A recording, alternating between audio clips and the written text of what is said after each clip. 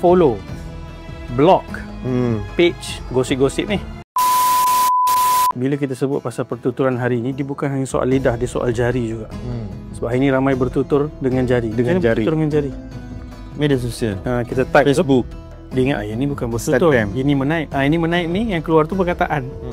Itu juga dikira sebagai bertutur. Jadi 3 tips penting. Yang pertama, jauhkan diri daripada lingkungan orang-orang yang selalu mengajak kita ke arah bercakap benda-benda yang macam tu.